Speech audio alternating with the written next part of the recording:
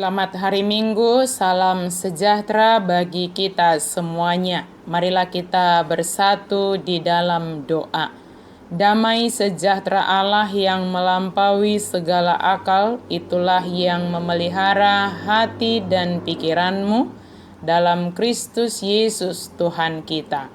Amin.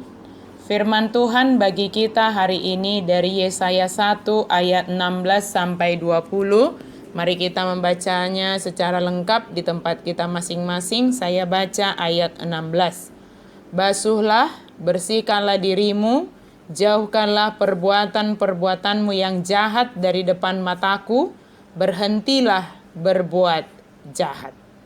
Belajarlah berbuat baik, berhentilah berbuat jahat.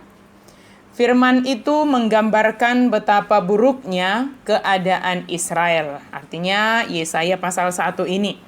Bangsa Yehuda ini tidak setia kepada Tuhan. Mereka memberontak dan tidak menyembah Tuhan dengan benar. Sekalipun mereka kelihatan mempersembahkan korban persembahan kepada Tuhan, tetapi hati mereka jauh dari Tuhan. Kehidupan keagamaan hanya untuk menutupi kejahatan dan ketidakadilan mereka. Allah benci dan Allah memalingkan mukanya dari orang Israel. Allah juga tidak mau mendengar doa mereka ketika mereka berkali-kali berdoa kepada Tuhan. Dan saat itu yang terjadi perempuan yang menguasai sang pemimpin, maka hawa nafsu yang akan memimpin mereka. Maka akan terjadi kehancuran, misalnya seperti Ahab yang tunduk kepada Izebel, dan juga seperti Simson yang tunduk kepada Delila. Kemudian dalam kehidupan sosial terjadi kesombongan dan melakukan tindakan yang berlawanan dengan kehendak Tuhan. Semua bentuk kebejatan moral dan sosial membuat Tuhan sangat marah kepada mereka. Tuhan berbicara kepada Yehuda melalui Yesaya. Jika mereka tidak bertobat, maka mereka akan menghadapi hukuman Tuhan. Tuhan menyerukan kepada Yehuda melalui Yesaya supaya mereka bertobat. Basuhlah, bersihkanlah dirimu, jauhkanlah dirimu dari perbuatan jahat. Bukan hanya sekedar melakukan ritual agama, sebab semua itu telah ditolak oleh Tuhan. Allah menghendaki mereka menghentikan penindasan yang telah mereka lakukan, memperjuangkan keadilan, dan semua itu dilaksanakan dalam setiap waktu. Praktek membasuh dan membersihkan diri bukan sekedar praktek rohani saja, tetapi mereka harus melakukan seperti yang diperintahkan dan yang dikehendaki oleh Tuhan. Dengan demikian, mereka akan menerima pengampunan yang dianugerahkan Tuhan. Maka mereka akan menikmati hasil dari tanah yang dianugerahkan Tuhan bagi mereka. Tetapi jika mereka tidak bertobat, mereka tetap memberontak, maka mereka akan dibinasakan, akan dihukum. Dari firman Tuhan ini kita bisa belajar yang pertama, mari menjaga diri agar tetap bersih. Sebab Yesus telah membersihkan, telah menebus, telah menguduskan kita dengan darahnya yang kudus. Mari periksa perilaku kita masing-masing dengan firman Tuhan.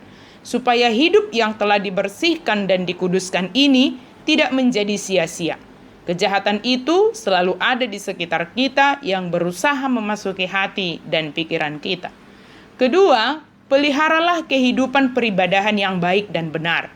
Jauhilah kemunafikan yang kelihatan dari luar kita begitu saleh dan sangat rajin beribadah. Tetapi kenyataan dalam kehidupan sehari-hari kita pelaku ketidakadilan, penindasan. Sebab jika demikian Tuhan jijik terhadap kehidupan peribadahan kita. Menolak bahkan tidak mendengarkan doa-doa kita. Jangan menipu Tuhan dengan kehidupan ibadahmu yang hanya sebagai formalitas belaka. Mari kita membangun kehidupan apa adanya, jujur di hadapan Tuhan. Jadikanlah kehidupan kita sebagai kesaksian atas segala kebaikan Tuhan. Ketiga, belajarlah berbuat baik dan jauhilah yang jahat. Berbuat baik itu harus dibiasakan, harus dilatih, dan harus menjadi bagian dari hidup kita yang menjadi karakter kita. Memikirkan dan melakukan hal-hal yang baik dan berguna bagi diri sendiri dan juga orang lain. Dengan melakukan kebaikan secara aktif, maka kita akan dapat mengendalikan orang kejam yang tidak manusiawi. Jangan diberi kesempatan kepada mereka. Dengan mengusahakan keadilan dan menjauhkan penindasan terhadap orang miskin, anak yatim, para janda, dan orang asing. Keadilan ini mulai dari keluarga, juga harus dikerjakan di tengah gereja dan masyarakat. Keempat, tentukanlah pilihanmu, bertobat atau memberontak. Jika kita bertobat, maka kita akan dapat menikmati hasil dari apa yang dijanjikan Tuhan bagi kita. Tetapi jika kita terus memberontak dan melakukan apa yang bertentangan dengan kehendak Tuhan, maka kita akan mendapatkan hukuman. Kiranya kita semua melatih diri kita melakukan kebaikan dan berusaha menjauhkan segala kejahatan. Tuhan menyertai kita untuk menjauhkan segala kejahatan dan menolong kita melakukan kebaikan. Amin, mari kita berdoa. Terima kasih Tuhan untuk firman-Mu. Mampukanlah kami Tuhan untuk menjauhkan segala yang jahat, dan tolonglah kami, ajari kami Tuhan untuk selalu belajar berbuat baik di dalam hidup kami bagi semua orang, siapapun di sekeliling kami. Dalam nama Yesus kami berdoa dan bersyukur. Amin.